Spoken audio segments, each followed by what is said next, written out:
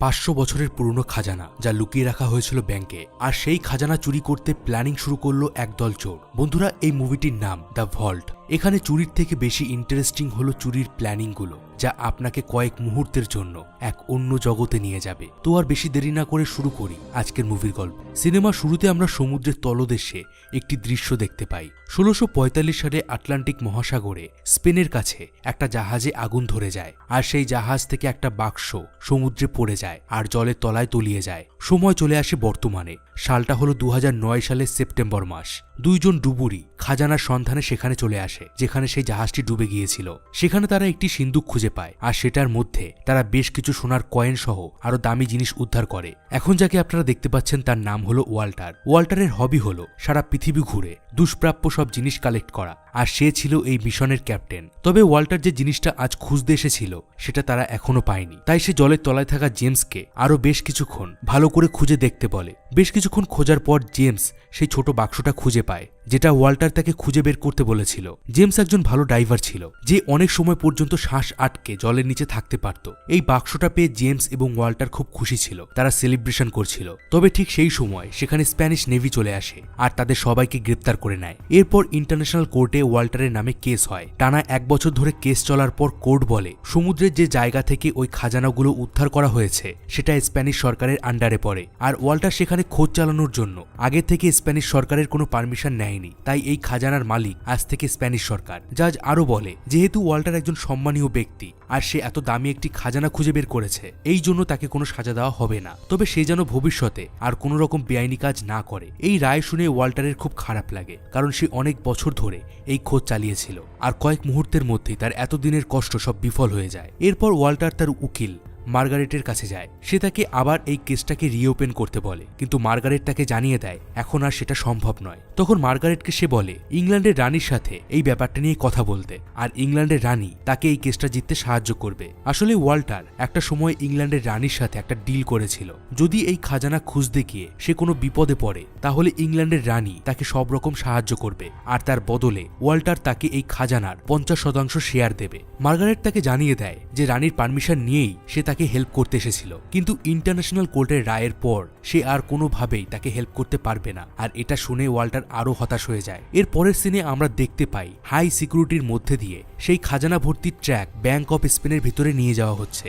ওই ব্যাংকের security officer, যার নাম ছিল গুস্তাভো, সে ওই খাজানা ভর্তি বাক্সগুলো ব্যাংকের লকারে বন্ধ করে দেয়। এবার আমাদের সাথে পরিচয় হয় থমের। থম কেমব্রিজ ইউনিভার্সিটির 22 বছরের একজন গ্রাজুয়েট স্টুডেন্ট ছিল। সে ফিজিক্স নিয়ে পড়াশোনা করেছিল, তবে সে এতটাই ব্রিলিয়ান্ট ছিল যে সে একবার মেক্সিকোর তেলের সমস্যার সমাধান করে সেখানকার মানুষদের অনেক হেল্প করেছিল। এই কাজটা বড় বড় তেলের কোম্পানিরাও করতে পারেনি, আর তার এই বুদ্ধিকে কাজে লাগানোর জন্যই বিশ্বের সব বড় বড় তেল কোম্পানিগুলো তাকে কোটি কোটি টাকার জব অফার করে। কিন্তু থম তাদের অফারে রাজি হয় না, কারণ সে সাধারণ মানুষের হেল্প করতে চায়, সে কোনো কোম্পানির গোলামি করতে চায় না। সেদিন সন্ধ্যায় থম তার বাবার সাথে একটি হোটেলে দেখা করে। তার বাবা তাকে বোঝায় জীবনে বেঁচে থাকার জন্য টাকার দরকার, আর এভাবে যদি তুমি সব কোম্পানির জব অফার রিজেক্ট করে দাও তাহলে ভবিষ্যতে তোমাকে আফসোস করতে হবে। এমন সময় থমের মোবাইলে একটা আননোন মেসেজ আসে, আর সে তার বাবাকে থ্যাঙ্কস জানিয়ে সেখান থেকে বেরিয়ে পড়ে। বেরিয়ে যাওয়ার সময় তাকে এক ওয়েটার একটা কোট পরিয়ে দেয়। থম অবাক হয়। সে আরো বেশি অবাক হয় যখন সে দেখে যে সেই কোটের পকেটে একটা পুরনো দিনের কয়েন আছে, আর একটা আর্ট গ্যালারির লোকেশন রয়েছে। এরপর একটা গাড়ি তাকে সেই লোকেশনে ড্রপ করে। একটা মেয়ে তাকে দেখে তার দিকে এগিয়ে আসে। থম তাকে ওই কয়েনটা দেখিয়ে নিজেকে ভেরিফাই করে। তখন মেয়েটি তাকে নিয়ে ভেতরে চলে যায়। এখানে আমরা জানতে পারি মেয়েটার নাম ক্লাউডিয়া। ক্লাউডিয়া একটা লোককে দিয়ে কিছু পেপারে সিগনেচার করিয়ে নিচ্ছিল। সেই ফাঁকে সে লোকটার পকেট থেকে তার ওয়ালেট চুরি করে নেয়, আর সেটা দেখতে পেয়ে থম ক্লাউডিয়াকে বলে তুমি এই কাজ কেন করলে? তখন ক্লাউডিয়া তাকে বলে তুমি আগে নিজের পকেট চেক করো। থম তার নিজের পকেট চেক করে দেখে যে সেই ওয়ালেটটা যেটা একটু আগে ক্লাউডিয়া চুরি করেছিল সেটা তার পকেটে রয়েছে। অর্থাৎ ক্লাউডিয়া সুযোগ বুঝে সেটা থমের পকেটে ঢুকিয়ে দিয়েছে। থম বুঝতে পারে ক্লাউডিয়া চুরি বিদ্যাতে পারদর্শী। এরপর ক্লাউডিয়া তাকে একটি বারে নিয়ে যায় আর একটা টেবিলে বসতে বলে। একটু পর সেখানে ওয়াল্টার আসে। ওয়াল্টার জানে যে থম অনেক বড় বড় কোম্পানি থেকে জবের অফার পেয়েছে, তাই সে বেশি কথা না বাড়িয়ে সরাসরি বলে, তুমি কি আমাকে পৃথিবীর সব থেকে জটিল একটি লক খুলতে হেল্প করবে? এটা শুনে থম হাসতে থাকে আর বলে, আমি একজন ইঞ্জিনিয়ার, কোনো চোর নই। তখন ওয়াল্টার বলে, আমিও কোনো চোর নই, দুষ্প্রাপ্য জিনিস খুঁজে বের করা আমার হবি, আর এটাই আমার পেশা। তাছাড়া আমি যখন জানতে পেরেছি তুমি গালফ অব মেক্সিকোতে তেলের সমস্যার সমাধান করেছ, তখন আমি ঠিক করে নিয়েছি যে আমার হেল্প শুধুমাত্র তুমিই করতে পারবে। এটা বলে সে স্পেনের রাজধানী মাদ্রিদের একটা ফ্লাইটের টিকিট থমের দিকে এগিয়ে দেয়। থম সেটা নিয়ে বাড়ি ফিরে আসে। ইন্টারনেটে সার্চ করে সে দেখে যে ব্যাংক অব স্পেনের লকার হলো পৃথিবীর সব থেকে জটিল লকার, আর এই লকারের রহস্য আজ পর্যন্ত কেউ সলভ করতে পারেনি। এসব দেখে এই কাজের প্রতি থমের আকর্ষণ অনেক বেড়ে যায়। সে ডিসিশন নেয় যে সে এই কাজে ওয়াল্টারকে হেল্প করবে। পরদিন সে তার বাবাকে ফোন করে জানায় সে একটা কাজের জন্য কিছুদিন স্পেনে যাচ্ছে। থম পরের দিন ফ্লাইট নিয়ে মাদ্রিদ এয়ারপোর্টে চলে যায়। সেখানে তার সাথে দেখা হয় লরেনের। এখানে আপনাদেরকে জানিয়ে দেই, ক্লাউডিয়ার আসল নাম হলো লরেন। সে ওয়াল্টারের একজন এজেন্ট, আর সে প্রতিটা মিশনের সময় তার নাম চেঞ্জ করে। এরপর লরেন থমকে নিয়ে একটা বিল্ডিংয়ে ঢুকে পড়ে। এটা ছিল ব্যাংক অব স্পেনের ঠিক উল্টো দিকে। সেখানে ওয়াল্টারের সাথে থমের দেখা হয়। সে তাকে ওয়েলকাম করে। সে তাকে জানায় এই রুমে বসেই তারা এই অপারেশনটা কন্ট্রোল করবে। এরপর সে তাকে পরিচয় করিয়ে দেয় ক্লাউসের সাথে। ক্লাউস একজন হ্যাকার ছিল। তারপর তার সাথে পরিচয় হয় জেমসের। জেমস তাদের টিমটাকে লিড করবে। আর আপনাদেরকে জানিয়ে দেই, এই হলো সেই জেমস যাকে আমরা মুভির শুরুতে সমুদ্রের নিচে ডাইভ করতে দেখেছিলাম। এরপর এখানে আসে সাইমন। সাইমনের সবথেকে বড় গুণ হলো সে যে কোনো জিনিস নিমিষের মধ্যে খুঁজে বের করতে পারে। আর এই চুরির মধ্যে সবথেকে কঠিন কাজটা, অর্থাৎ লক বা ব্যাংকের ভল্ট খোলার কাজটা ওয়াল্টার থমকে দেয়। কিন্তু এই ডিসিশনে জেমস খুশি ছিল না। সে বলে থমের এইসব কাজ করার কোনো এক্সপিরিয়েন্স নেই, তাছাড়া ওর বয়স অনেক কম, ও কিভাবে এই কাজ করবে। ওয়াল্টার তার এইসব কথায় কান না দিয়ে ক্লাউসের কাছে জানতে চায় তাদের মিশনের প্রথম অবজেক্টিভ কতদূর এগোলো। ক্লাউস তাকে জানায় সে এরই মধ্যে ব্যাংকের টেলিফোন হ্যাক করে নিয়েছে, কিন্তু ব্যাংকের সিস্টেম হ্যাক করার জন্য ব্যাংকের পাসকোড দরকার। তবে ক্লাউস র্যান্ডম নাম্বার টাইপ করে সিস্টেম হ্যাক করার চেষ্টা করে, কিন্তু এভাবে করতে হলে তাকে 100 কোটিরও বেশি নাম্বার টিপতে হবে, আর এটা করা অসম্ভব, আর এত সময়ও তাদের কাছে নেই। তখন থম একটা আইডিয়া দেয়। সে বলে ব্যাংকের কোনো সিকিউরিটি স্টাফ যে এখন ছুটিতে রয়েছে তাকে ফোন করে অটোমেটেড মেসেজের মতো কথা বলে তারপর পাসকোড ডায়াল করতে বলবে, আর সেই পাসকোডটাই আমাদের দরকার হবে। জেমস তার এই আইডিয়াটা মজায় উড়িয়ে দেয়, কিন্তু আর কোনো উপায় না থাকায় সাইমন থমসের কথা মতো কল করে আর পাসকোড ডায়াল করতে বলে। সেই ব্যাংকের স্টাফ পাসকোড ডায়াল করে দেয়, আর ক্লাউসও সেই পাসকোড তার মেশিনে ইনপুট করে দেয়। তারা সবাই অবাক হয়ে যায়, থমের আইডিয়া কাজ করেছে। তারা ব্যাংকের সিস্টেম পুরোপুরি হ্যাক করে ফেলেছিল। থমকে ওয়াল্টার থ্যাঙ্কস জানায়, আর লরেন থমের এই কাজে ইমপ্রেস হয়ে যায়। পরদিন সাইমন ও জেমস মাদ্রিদ শহরের টানেলগুলো খুঁজে দেখতে বেরিয়ে পড়ে। তাদের উদ্দেশ্য হলো সেই টানেল খুঁজে বের করা যেটা দিয়ে তারা ব্যাংকে ঢুকতে পারবে আর চুরি করে পালাতে পারবে। ওদিকে ওয়াল্টার থমকে স্যার ড্রেকের কথা শোনায়। স্যার ড্রেক একটি জাহাজে কাজ করত। সে একবার ওই জাহাজ থেকে 3টি বহুমূল্য সোনার কয়েন চুরি করেছিল, যেগুলো সে একটা বাক্সের মধ্যে লুকিয়ে রেখেছিল, কিন্তু সে কোনোভাবে সেগুলোকে হারিয়ে ফেলেছিল। ওয়াল্টার বলে 30 বছরের অক্লান্ত পরিশ্রমের পরে আমি একটা লাইব্রেরি থেকে স্যার ড্রেকের লেখা একটা চিঠি খুঁজে পেয়েছি। সেখানে লেখা আছে সে সবসময় ওই কয়েন ভর্তি বাক্সটি তার কাছে রাখ। আর অন্য একটা বই থেকে আমি জানতে পেরেছি যে 1645 সালে আটলান্টিক মহাসাগরে সে একটা জাহাজ দুর্ঘটনায় মারা যায়। এখানে আপনাদেরকে মনে করিয়ে দেই, সিনেমা শুরুতে আমরা যে জাহাজ দুর্ঘটনার দৃশ্যটা দেখেছিলাম, ওয়াল্টার থমকে সেই ঘটনাটির কথাই বলছে। ওয়াল্টার বলে এরপর আমি সেই লোকেশনটা খুঁজে সেখান থেকে ওই বাক্সটা খুঁজে বের করি, আর এই কাজে আমাকে জেমস হেল্প করেছিল, কিন্তু স্প্যানিশ নেভি আমাকে গ্রেপ্তার করে নেয় আর সেই বাক্সটি ব্যাংক অব স্পেনের লকারে রেখে দেয়। এসব শুনে থম বুঝতে পারে তাকে ওই লকারটি ভেঙে সেই বাক্সটি চুরি করতে হবে। সে ওয়াল্টারকে বলে ওই কয়েনের দাম কত। ওয়াল্টার বলে দামটা আমার কাছে বড় ব্যাপার নয়, তবে ওই কয়েনগুলো 1500 সালের, আর ঐতিহাসিক জিনিস কালেক্ট করা আমার হবি। তাছাড়া 30 বছরের পরিশ্রমের ফল আমি কোনোভাবেই হাতছাড়া করতে পারবো না। এরপর তারা আবার তাদের ওয়ার রুমে ফিরে আসে। ওয়াল্টার তাদের সবাইকে ব্যাংক অব স্পেনের একটা ম্যাপ দেখায়। সে বলে ব্যাংক অব স্পেন হলো পৃথিবীর সবথেকে সিকিউরড ব্যাংকগুলোর মধ্যে একটা। ব্যাংকের ভিতরে চারিদিকে সিসিটিভি ক্যামেরা আর সেন্সর লাগানো রয়েছে। কোনো গন্ডগোল হলেই ব্যাংকের অ্যালার্ম বেজে উঠবে, আর ব্যাংকের ভেতরে যে সিকিউরিটি গার্ডরা রয়েছে তারা অ্যাকশন নেবে। ব্যাংকের উল্টো দিকে রয়েছে স্প্যানিশ আর্মির হেডকোয়ার্টার। 500 জন আর্মি এই শহর এবং ব্যাংকের সিকিউরিটির জন্য সব সময় সেখানে রেডি থাকে। তাছাড়া ব্যাংকের সিকিউরিটির দায়িত্বে রয়েছে গুস্তাভো। গুস্তাভো একসময় স্প্যানিশ আর্মির অ্যান্টি টেররিস্ট স্কোয়াডের হেড ছিল। তার হাতে ধরা পড়লে সে ডাইরেক্ট শুট করে মেরে ফেলবে। এসব শুনে থম বলে, তাহলে আমরা কিভাবে ব্যাংকে ঢুকবো আর ভল্ট পর্যন্ত কিভাবে পৌঁছাবো? সাইমন বলে, টানেল ছাড়া ব্যাংকে ঢোকার কোনো রাস্তা নেই। আমরা এখনো পর্যন্ত সঠিক টানেলটা খুঁজে বের করতে পারিনি, কিন্তু আমরা নিশ্চিত কালকের মধ্যেই আমরা সেই টানেলটা খুঁজে বের করব। এরপর ওয়াল্টার থমকে সেই ভল্টের একটা নকশা দেখায় আর বলে 1944 সালে এই ভল্ট খোলার সময় একজন সিকিউরিটি স্টাফ একবার কয়েক সেকেন্ডের জন্য সেই ভল্টের ভিতরে দৃশ্য দেখেছিল আর তার বিবরণ অনুযায়ী এই নকশাটা করা হয়েছে। এরপর সে আরেকটা স্কেচ দেখিয়ে বলে, এটা হলো একটা ব্রিজ আর এই ব্রিজটা পার করেই ভল্টের প্রথম গেটটা খুলতে হয়।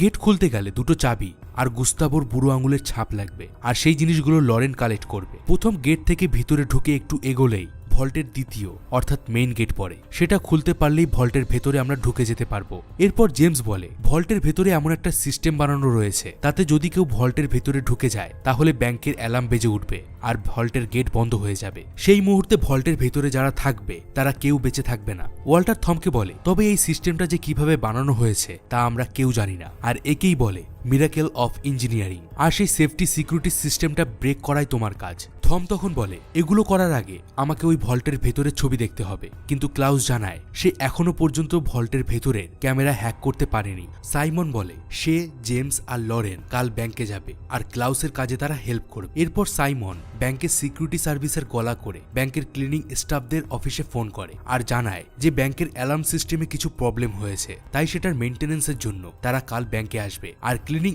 স্টাফদের কাল ব্যাংকে আসতে সে বারণ করে। এরপর সাইমন ব্যাংকের ক্লিনিং স্টাফদের মতো একটা গাড়ি বানিয়ে ফেলে, অর্থাৎ সে ও জেমস এখন ক্লিনিং স্টাফ সেজে ব্যাংকে ঢুকবে। ওদিকে ক্লাউস সাইমনদের ব্যাংকে ঢোকার জন্য নকল আইডি কার্ড বানাচ্ছিল। এমন সময় জেমসের একটা কথা মনে পড়ে যায়। সে একটা সময় ইংল্যান্ডের স্পেশাল ফোর্সে ছিল, তাই তার সমস্ত ডিটেলস ব্যাংকের কাছে ছিল। ফলে সে কাল ব্যাংকে ঢুকতে পারবে না আর ধরা পড়লে তার জেল হয়ে যাবে আর এই পুরো প্ল্যানিংটা ফেল হয়ে যাবে। এসব শুনে থম জেমসের বদলে ব্যাংকে ঢুকতে রাজি হয়। জেমস তাকে অনেক ওয়ার্নিং দেয়, কারণ এই সব কাজে থমের কোনো এক্সপিরিয়েন্স ছিল না। তাছাড়া এই কাজটা অনেকটা টাফ এবং রিস্কি ছিল, কিন্তু ওয়াল্টার থমকে এই কাজ করার পারমিশন দিয়ে দেয়। পরদিন প্ল্যানিং মতো সাইমন আর থম সেই গাড়ি নিয়ে ক্লিনিং স্টাফ সেজে ব্যাংকে চলে যায়। গেটে সিকিউরিটি তাদের জিজ্ঞাসা করে, আজ তোমরা শুধু দুজন কেন? সাইমন বলে, এখন ফুটবল বিশ্বকাপ খেলা চলছে তাই সবাই ছুটি নিয়েছে। সিকিউরিটি তাদের আইডি কার্ড স্ক্যান করে আর তাদের ভিতরে যাওয়ার পারমিশন দিয়ে দেয়। সিকিউরিটি গার্ড তাদের আইডি কার্ড স্ক্যান করায় কোনো প্রবলেম হয়নি, কারণ ক্লাউস আগে থেকেই ব্যাংকের সিস্টেমে তাদের ইনফরমেশন ইনপুট করে দিয়েছিল। এদিকে লরেন ক্লাউডিয়া নাম নিয়ে একজন আর্ট এক্সপার্ট সেজে ব্যাংকের ভিতরে ঢুকে পড়ে। সিনেমা শুরুতে আমরা দেখেছিলাম লরেন ক্লাউডিয়া নাম নিয়ে একটা আর্ট শোতে একজন লোকের থেকে বেশ কিছু পেপার সাইন করিয়ে নিয়েছিল। আসলে সে এই ব্যাংকে ঢুকে একটা দামি ছবি স্ক্যান করার পারমিশন সেই লোকটার কাছে তখন নিচ্ছিল। এরপর লরেন অর্থাৎ ক্লাউডিয়ার সাথে গুস্তাবোর দেখা হয়। ক্লাউডিয়ার হাতে কি রয়েছে সেটা জানতে চাওয়ায় গুস্তাবোকে সে বলে এটা একটা স্ক্যানার, যেটা দিয়ে যে কোনো ছবিকে স্ক্যান করা যায়। এমন সময় তাদের সামনে গুস্তাবোর অ্যাসিস্ট্যান্ট চলে আসে। ক্লাউডিয়া সুযোগ বুঝে তার ডান হাতে থাকা কফির মগটা গুস্তাবোর হাতে দিয়ে দেয় আর সে গুস্তাবোর অ্যাসিস্ট্যান্টের সাথে হ্যান্ডশেক করে আর এভাবে সে গুস্তাবোর আঙুলের ছাপ কফির কাপে নিয়ে নেয়। এরপর গুস্তাবো ক্লাউডিয়াকে বলে এরপর থেকে কোথায় যেতে হবে সেটা আপনাকে আমার অ্যাসিস্ট্যান্ট বলে দেবে, আর সে ওই কফি কাপটা ক্লাউডিয়াকে ফেরত দিয়ে দেয়। এদিকে থম আর সাইমন ব্যাংকের ভিতরে ক্লিনিং এর কাজ শুরু করে দেয়। গুস্তাবো সেখান থেকে সোজা ব্যাংকের সিকিউরিটি রুমে চলে যায়। ওদিকে ক্লাউস আর ওয়াল্টার তাদের মনিটরে এই সব কিছু দেখছিল। সে দেখে যে ব্যাংকের সিসিটিভি ফুটেজ 90 সেকেন্ড পরপর পাল্টায়, অর্থাৎ প্রথম 90 সেকেন্ডে যদি এ রুমের ছবি দেখায় তাহলে পরের 90 সেকেন্ডে এ রুমের ছবি বন্ধ হয়ে বি রুমের ছবি দেখাবে। এরই মধ্যে সাইমনকে ব্যাংকের সার্ভার রুমে যেতে হবে এবং বাইরে আসতে হবে। যখনই সার্ভার রুমের ক্যামেরা বন্ধ হয়ে অন্য রুমে শিফট হয় তখনই ক্লাউস সাইমনকে সার্ভার রুমে ঢুকতে বলে। সাইমন সাথে সাথে ভিতরে ঢুকে পড়ে আর 90 সেকেন্ডের মধ্যে সেখানে থাকা একটি মেশিনের মধ্যে একটা ডিভাইস লাগিয়ে দেয় আর বাইরে বেরিয়ে আসে। ক্লাউস এর আগে ব্যাংকের শুধু সিসিটিভি ফুটেজ দেখতে পারত, কিন্তু এখন থেকে সে ওই ফুটেজগুলোকে নিজের মতো করে কন্ট্রোল করতে পারছিল, অর্থাৎ সে যা দেখাবে সবাই তাই দেখতে পাবে। ক্লাউস এখন কিছু পুরনো ফুটেজ গুস্তাবোকে দেখাতে থাকে আর তারা নিজেরা ব্যাংকের লাইভ ফুটেজগুলো দেখছিল। ওদিকে ক্লাউডিয়া ব্যাংকের ম্যানেজারের রুমে চলে আসে। সে ওখানে থাকা একটি ছবি স্ক্যান করতে শুরু করে। ক্লাউস সেই ফুটেজ রেকর্ড করা শুরু করে আর 90 সেকেন্ডের একটা ভিডিও লুপ বানিয়ে ফেলে। এরপর সে ওই রেকর্ড করা ফুটেজটা গুস্তাবোকে দেখাতে থাকে। আর এদিকে লরেন ওই রুমের একটা ছবির পেছনে লুকিয়ে থাকা লকার খুলে সেখান থেকে ভল্টের একটা চাবি বের করে নেয় আর সেই চাবিটাকে স্ক্যান করতে শুরু করে দেয়। অন্যদিকে থম ভল্টের ঠিক উপরে থাকা একটা কনফারেন্স রুমে ঢুকে পড়ে আর টেবিলের তলায় ঢুকে তার ম্যাগনেমিটার দিয়ে ভল্টের স্ক্যানিং শুরু করে দেয়। এদিকে লরেনের প্রথম চাবি স্ক্যান করা হয়ে যায় আর সে ওটাকে ঠিক জায়গায় রেখে দেয়। এমন সময় সেই রুমে ব্যাংকের ম্যানেজার চলে আসে। লরেন তার সাথে স্বাভাবিকভাবে কথা বলতে থাকে। ক্লাউস এই সময় লরেনকে জানায় 90 সেকেন্ড শেষ হতে আর মাত্র 20 সেকেন্ড বাকি, তাই 20 সেকেন্ডের মধ্যে সে যদি ম্যানেজারকে সিসিটিভি ক্যামেরার ফুটেজ থেকে না সরায় তাহলে গুস্তাভো হঠাৎ করে সেখানে ম্যানেজারকে দেখতে পাবে আর সে তোমাকে হাতে নাতে ধরে ফেলবে। লরেন বুদ্ধি করে ম্যানেজারকে সেই রুমের দরজার সামনে থেকে তাকে একটা ছবি তুলতে বলে আর ছবি তুলে ম্যানেজার লরেনের কাছে চলে যায়। আর সেই সময় গুস্তাভো লাইভ ফুটেজে দেখতে পায় ম্যানেজার লরেনের দিকে কথা বলার জন্য এগিয়ে যাচ্ছে, ফলে তার আর কোনো সন্দেহ হয় না। এদিকে থমের স্ক্যান করার কাজ চলছিল। এমন সময় সেই রুমে মিটিং করার জন্য ব্যাংকের কিছু অফিসার ঢুকে পড়ে। থম খুব সাবধানে টেবিলের তলায় বসে স্ক্যান করতে থাকে। ওদিকে ব্যাংকের ম্যানেজার লরেনকে অন্য একটা রুমে ঢুকিয়ে দেয় আর একটা ছবি স্ক্যান করার জন্য, আর সেখান থেকে সে চলে যায়। লরেন দেখে সেই রুমটা ঠিক আগের মতোই দেখতে, তাই আর সময় নষ্ট না করে সে ভল্টের দ্বিতীয় চাবিটা খুঁজে বের করে আর সেটাকে স্ক্যানিং করতে শুরু করে দেয়। এদিকে থম দেখে তার মেশিনটা ভল্টের 96% স্ক্যান করে কাজ করা বন্ধ করে দিয়েছে। এটা দেখে ক্লাউসরা চিন্তায় পড়ে যায়। থম অনেকভাবে চেষ্টা করে কিন্তু কোনোভাবেই সে সেটাকে ঠিক করতে পারছিল না। এমন সময় সে বুদ্ধি করে ম্যাগনেটোমিটারের পাওয়ার বাড়িয়ে দেয় আর তার স্ক্যান কমপ্লিট হয়ে যায়। তবে ম্যাগনেটোমিটারের পাওয়ার বাড়িয়ে দেওয়ার ফলে ব্যাংকের অ্যালার্ম বেজে ওঠে। সঙ্গে সঙ্গে ব্যাংকের ভিতরে হুড়ুমুড়ি শুরু হয়ে যায়। এদিকে লরেনের দ্বিতীয় চাবিটা স্ক্যান করা প্রায় শেষ হয়ে গিয়েছিল। এমন সময় ক্লাউস তাকে জানায় ম্যানেজার তার দিকেই আসছে। এই সময়ের মধ্যে লরেনের চাবিটা তো স্ক্যান করা হয়ে গিয়েছিল, কিন্তু সে সেটাকে আসল জায়গায় রাখার সময় পায়নি, কারণ এরই মধ্যে ম্যানেজার তার রুমের মধ্যে ঢুকে পড়ে আর তাকে সাথে নিয়ে বেরিয়ে আসে। এখন আসল চাবিটা লরেনের কাছেই রয়ে যায়, কিন্তু চাবিটা সঠিক জায়গায় না রাখলে তারা সবাই কয়েক ঘন্টার মধ্যেই ধরা পড়ে যাবে। এদিকে গুস্তাভো পুরো ব্যাংকটাকে সিল করে দেয়, অর্থাৎ ভেতর থেকে তারা কেউ বাইরে বেরোতে পারবে না আর বাইরের কেউ ভিতরে ঢুকতে পারবে না। অন্যদিকে ব্যাংকের সামনে যে স্প্যানিশ আর্মির কোয়ার্টার ছিল সেখান থেকে 500 জন আর্মি বেরিয়ে আসে আর বাইরে থেকে পুরো ব্যাংকটাকে ঘিরে ফেলে। এখানে ওয়াল্টার লরেনকে বলে থম সিঁড়ির নিচে আছে, তুমি সিঁড়ি থেকে নামার সময় চাবিটা নিচে ফেলে দেবে। লরেনও সিঁড়ি থেকে নামার সময় চাবিটা নিচে ফেলে আর থম সেটাকে ধরে ফেলে। ক্লাউসের নির্দেশ মতো থম এবার ম্যানেজারের রুমের দিকে যায় আর রুমে ঢুকে চাবিটা সঠিক জায়গায় রেখে দেয় আর রুম থেকে সে বেরিয়ে আসে।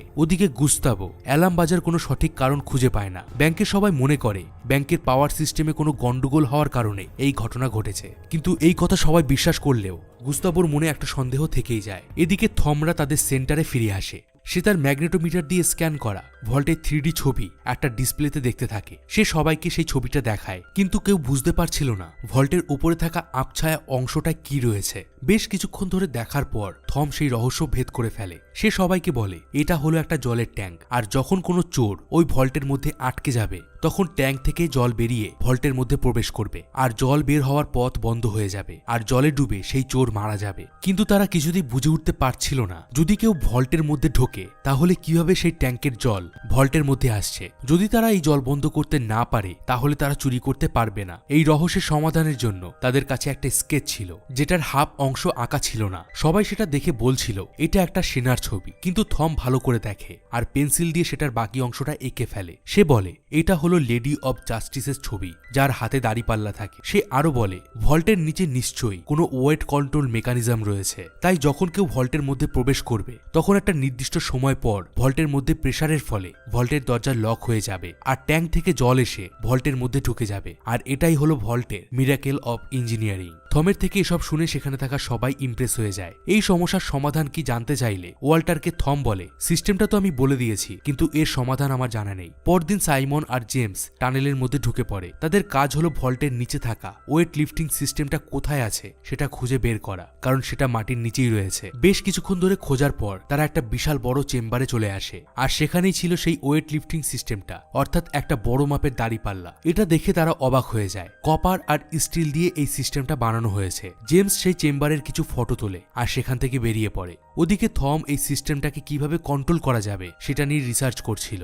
এদিকে সাইমন ওয়াল্টারকে জানায় ভল্টের নিচের চেম্বারটি চারিদিক থেকে টাইটেনিয়ামের শক্ত মেটাল দিয়ে সিল করা রয়েছে আর সেখানে ড্রিল করে ঢুকতে গেলে 15 দিন সময় লাগবে। কিন্তু ওয়াল্টার বলে 8 দিনের থেকেও একদিনও বেশি সময় তার হাতে নেই, অর্থাৎ টানেলের ভেতর দিয়ে ভল্টে ঢোকা যাবে না। শেষ সময়ে এসে তাদের প্ল্যান নষ্ট হয়ে যাচ্ছে দেখে ওয়াল্টারের মাথা গরম হয়ে যায় আর সে এখান থেকে চলে যায়। মন খারাপ করে একটা ব্রিজের উপর দিয়ে হেঁটে ওয়াল্টার যখন বাড়ি ফিরছিল তখন সে একটা ব্যাপার লক্ষ্য করে। দূরবীন দিয়ে সে সেটাকে আরো ভালো করে দেখে আর সে তার অফিসে ফিরে আসে। অফিসে ফিরে এসে সে সবাইকে ডাকে আর বলে, আমরা ব্যাংকের বিল্ডিং এর উপর দিয়ে ব্যাংকে ঢুকবো। জেমস তাকে বাধা দিয়ে বলে, ব্যাংকের দিকে সব সিসিটিভি ক্যামেরা লাগানো রয়েছে, তাই কোনোভাবেই এটা করা সম্ভব হবে না। তখন ওয়াল্টার জানায়, ওয়ার্ল্ড কাপ খেলা চলার জন্য এখন সব সিসিটিভি ক্যামেরাগুলো ব্যাংকের সামনে থাকা দর্শকদের দিকে ঘুরিয়ে দেওয়া হয়েছে। আজ স্পেনের সেমিফাইনাল, আজ যদি স্পেন জিতে যায় তাহলে তারা ফাইনালে চলে যাবে, আর ফাইনাল ম্যাচের দিন টানা 105 মিনিট ধরে যখন খেলা চলবে তখন আমরা 105 মিনিট সময় পাবো আমাদের অপারেশন শেষ করার জন্য।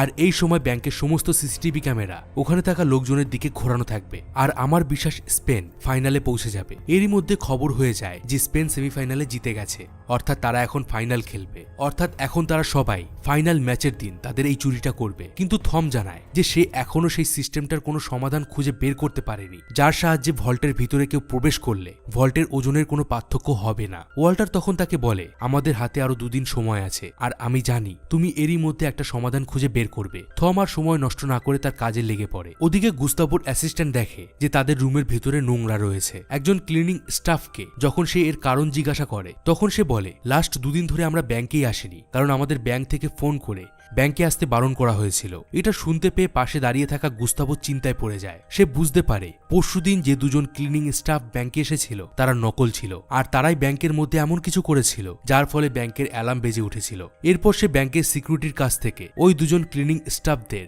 অর্থাৎ থম ও সাইমনের ডিটেলস বের করে আর ব্যাংকের ম্যানেজারের রুমে চলে যায়। সে ম্যানেজারকে সবকিছু খুলে বলে। তখন ম্যানেজার জানায় ব্যাংকের ভল্টে অনেক দামি জিনিস রাখা আছে, আর তাই সেগুলোর উপর ইন্টারন্যাশনাল চোরদের নজর পড়েছে। তবে আমি এটা বুঝতে পারছি না যে সারা পৃথিবীতে আমাদের ব্যাংকের সিকিউরিটি সিস্টেম সব থেকে বেস্ট, তবুও ব্যাংকের মধ্যে চোর কিভাবে ঢুকলো। এরপর ওয়াল্টার সেখান থেকে বেরিয়ে যায় আর থম ও ওয়াল্টারকে গ্রেপ্তার করার জন্য ওয়ারেন্ট জারি করা হয়। এদিকে সেই খবর ক্লাউসরা জেনে যায়। জেমস বলে, আমাদের এখনই এই মিশন ক্যান্সেল করে দেওয়া উচিত, নইলে আমরা সবাই ধরা পড়ে যাব। কিন্তু লরেন তার সাথে একমত না হওয়ায় লরেনের সাথে জেমসের ঝামেলা শুরু হয়ে যায়। ওয়াল্টার তাদের চুপ করিয়ে দিয়ে বলে, গুস্তাভো জানে যে আমরা ব্যাংকে ঢুকবো, কিন্তু সে এটা জানে না যে আমরা কোন রাস্তা দিয়ে ব্যাংকে যাব, অর্থাৎ আমাদের প্ল্যান যেমন ছিল ঠিক সেইভাবেই চলবে। ওদিকে গুস্তাভো তার কাছে থাকা কিছু ফটো একজন হিস্টোরিয়ান অর্থাৎ ইতিহাসবিদকে দেখায়, আর সে জানতে পারে ভল্টের ভিতরে অনেক দামি কিছু ধাতু রাখা আছে যার দাম $20 মিলিয়ন থেকেও অনেক গুণ বেশি। এদিকে ওয়াল্টার তার উকিল মার্গারেটকে ফোন করে আর তার কাছে কিছু হেল্প চায়। সে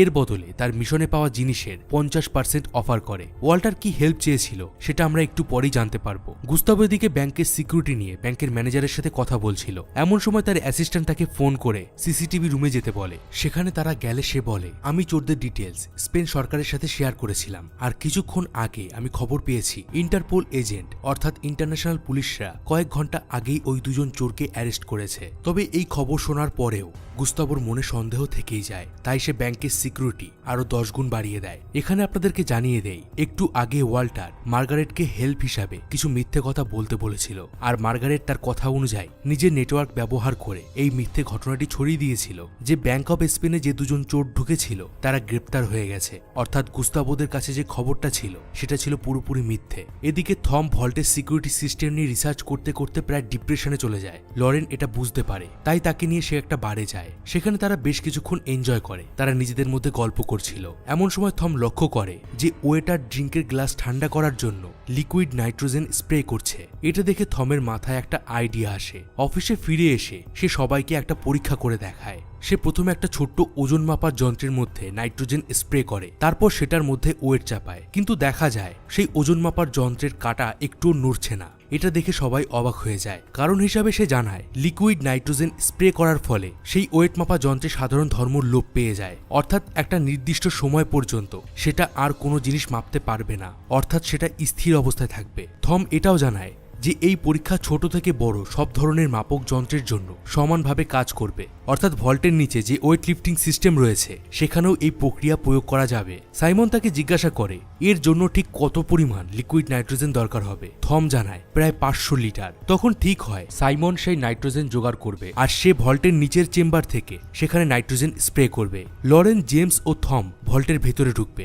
আর ওয়াল্টার ও ক্লাউস অফিসে বসে তাদের ইনস্ট্রাকশন দেবে। পরদিন সাইমন লিকুইড নাইট্রোজেন জোগাড় করে ফেলে আর সেগুলোকে নিয়ে সে ভল্টের নিচে থাকা চেম্বারে রেখে আসে। এদিকে ক্লাউস লরেনের সেই কফি কাপ থেকে গুস্তাবোর আঙুলের ছাপ নকল করে নকল ফিঙ্গারপ্রিন্ট আর লরেনের স্ক্যানার থেকে ভল্টের নকল চাবি বানিয়ে ফেলে। ট্র্যাডিশন অনুযায়ী প্রতিটা চুরির আগে তারা রাতে একটা পার্টি করে। পরদিন সকালে ব্যাংকের সামনে লক্ষ লক্ষ মানুষের ভিড় জমা হয়, কারণ আজ ছিল বিশ্বকাপ ফাইনাল। আজ খেলা ছিল স্পেন ও নেদারল্যান্ডের। স্পেনের ফ্যানদের জন্য সেখানে অনেকগুলো বড় বড় ডিসপ্লে লাগানো হয়েছিল। কিছুক্ষণের মধ্যেই ফাইনাল ম্যাচ শুরু হয়ে যায় আর থমরাও তাদের মিশন শুরু করে দেয়। টিমের সবাই যে যার পজিশন নিয়ে নেয়। ওয়াল্টার ও ক্লাউস তাদের অফিসে বসে মিশনের উপর নজর রাখছিল আর সাইমন ভল্টের নিচে চলে যায়। লরেন, জেমস আর থম তাদের বিল্ডিং এর উপরে চলে যায়। ওয়াল্টার সিগন্যাল দিলে জেমস একটা ফায়ার করে আর সঙ্গে সঙ্গে একটা হুক সেখান থেকে বেরিয়ে গিয়ে ব্যাংকের ছাদে আটকে যায়। এরপর একে একে জেমস, থম ও লরেন সেই দড়ি পেয়ে ব্যাংকের ছাদে চলে আসে আর তাদেরকে সিকিউরিটি ক্যামেরায় দেখা যাচ্ছিল না, কারণ সেই ক্যামেরাগুলো সেই সব দর্শকদের দিকে ঘোরানো ছিল যারা সেখানে খেলা দেখতে এসেছিল। ক্লাউস কাজ কাটতে বলার সাথে সাথেই জেমস একটা ব্লেড দিয়ে ব্যাংকের ছাদের কাজ কেটে ফেলে। ক্লাউস সেখানে থাকা সিসিটিভি ফুটেজ রেকর্ড করে একটা লুপ বানিয়ে ফেলে আর সবাইকে দেখাতে থাকে এই মুহূর্তে তারা ব্যাংকের ছাদের কাজ কেটে ফেলেছিল। কিন্তু ব্যাংকের ভেতরে থাকা সিকিউরিটি স্টাফরা দেখতে পায় যে সেখানে কোনো কাজ কাটা হয়নি। এদিকে তখন জেমসরা একটা দড়ি পেয়ে ব্যাংকের ভিতরে ঢুকে পড়ে। জেমসের নির্দেশ মতো তারা একটা রুমে এসে ঢোকে। এরপর তারা সেই রুমের উপরে থাকা একটা ভেন্টিলেশন চেম্বার দিয়ে ভল্টের দিকে এগোতে থাকে। কিছুক্ষণ এভাবে চলার পর বিশ্বকাপের হাফ টাইম হয়ে যায়। ক্লাউস তাদের জানায় যে তারা 10 মিনিট লেটে চলছে, তাদের আরো দ্রুত গতিতে এগিয়ে যেতে হবে। ওদিকে ম্যাচের সেকেন্ড হাফ শুরু হয়ে যায় আর এর মধ্যে থমরা ভেন্টিলেশন চেম্বার থেকে বেরিয়ে একটা ব্রিজের সামনে এসে পৌঁছায়। ওয়াল্টার তাদের জানায় মিশনটা তাদের আর 55 মিনিটের মধ্যেই শেষ করতে হবে।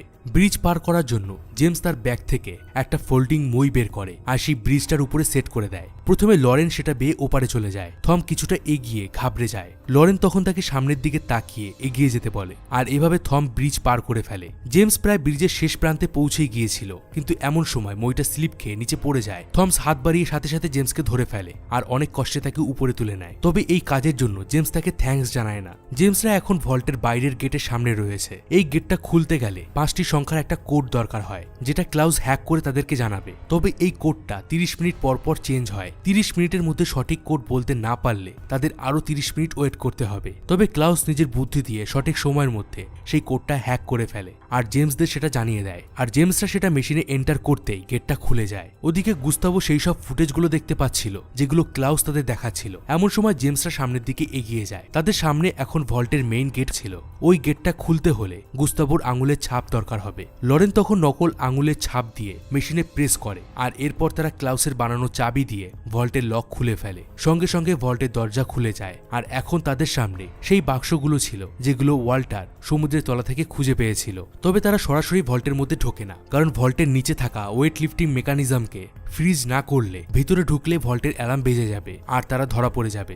এরপর সাইমনের কাছে সিগন্যাল যায় আর সে ভল্টের নিচে থাকা মেশিনে লিকুইড নাইট্রোজেন স্প্রে করতে শুরু করে। সাইমন এক এক করে সব সিলিন্ডারগুলো খালি করে ফেলে, কিন্তু এখনো ভল্টের ফ্লোর ফ্রিজ হয় না। অর্থাৎ এখন যদি তারা ভিতরে ঢুকে পড়ে তাহলে উপরে থাকা জলের ট্যাঙ্ক থেকে জল এসে ভল্টার মধ্যে ভরে যাবে আর তারা সবাই সেই ভল্টের মধ্যে থাকা অবস্থাতে মারা যাবে। এই সময় ওয়াল্টার জানায় তাদের হাতে মাত্র আর 21 মিনিট সময় আছে।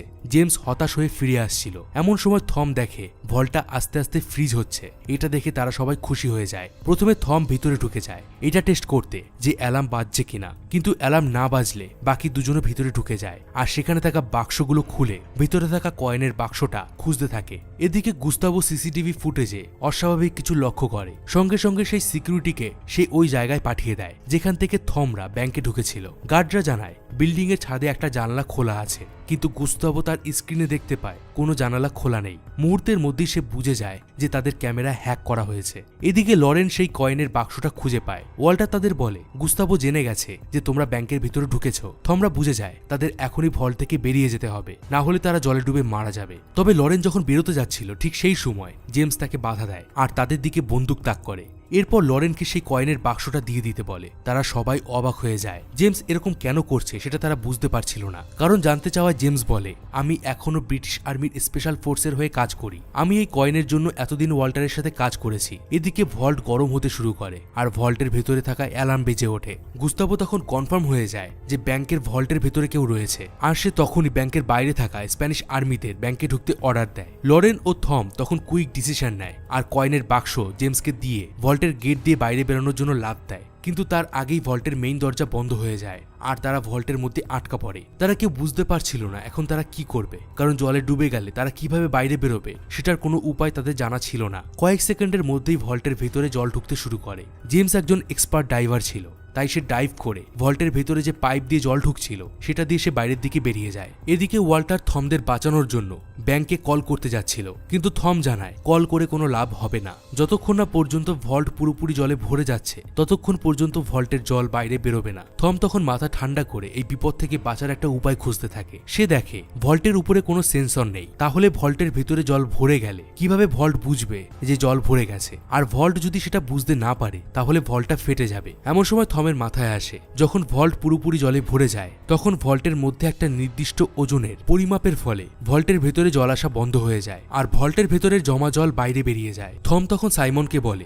ভল্টের নিচে থাকা ওজন মাপার যন্ত্রের উপরে ওয়েট চাপাতে হবে, অর্থাৎ সেই ওয়েট মাপা যন্ত্রের উপরে ওয়েট চাপালে ভল্টের ওয়েট বেড়ে যাবে আর সঠিক ওয়েট হয়ে গেলে ভল্টের ভিতরে জল আসা বন্ধ হয়ে যাবে। সাইমন তখন সময় নষ্ট না করে তার সামনে থাকা খালি নাইট্রোজেন সিলিন্ডারগুলো সেই ওজন মাপার যন্ত্রের উপর চাপাতে থাকে। এদিকে ভল্টের ভিতরে জল আসা বন্ধ হচ্ছিল না, এমনকি থম আর লরেন গলা পর্যন্ত ডুবে গিয়েছিল। এদিকে জলে ডুবে যাওয়ার ফলে ভল্টের ভিতরে সিসিটিভি ক্যামেরাও খারাপ হয়ে যায় আর থমদের ওয়্যারলেস মাইকও কাজ করা বন্ধ করে দেয়। ফলে থমদের সাথে ওয়াল্টারের সব রকম যোগাযোগ বিচ্ছিন্ন হয়ে যায়। ওয়াল্টারের সব আশা নিরাশায় পরিণত হচ্ছিল। ওদিকে জেমস জলের পাইপ দিয়ে বাইরে বেরিয়ে আসে, অর্থাৎ সে এখন সব রকম বিপদ থেকে মুক্ত ছিল। সাইমন দেখে সব সিলিন্ডারগুলো তুলে দেওয়ার পরেও কোনো কাজ হচ্ছে না। তখন সে তার কাছে থাকা রেডিওটা নিয়ে সে নিজেই সেই মাপক যন্ত্রের উপর বসে পড়ে আর সঙ্গে সঙ্গে ভল্টের ভেতরে জল ঢোকা বন্ধ হয়ে যায়। এবার ওই ভল্ট থেকে জল বেরোতে শুরু করে। এদিকে গুস্তাভো আর স্পেনের আর্মি ভল্টের মধ্যে ঢুকে পড়ে, কারণ এরই মধ্যে ভল্টের জল খালি হয়ে গিয়েছিল আর তারা ভল্ট চেক করার জন্য ভল্টের মেইন দরজা খুলে ফেলে। তবে গুস্তাভো সেখানে সে চমকে যায়, কারণ সেখানে থম আর লরেন ছিল না। সে বুঝতে পারছিল না এটা কিভাবে সম্ভব। ভল্টের ভেতরে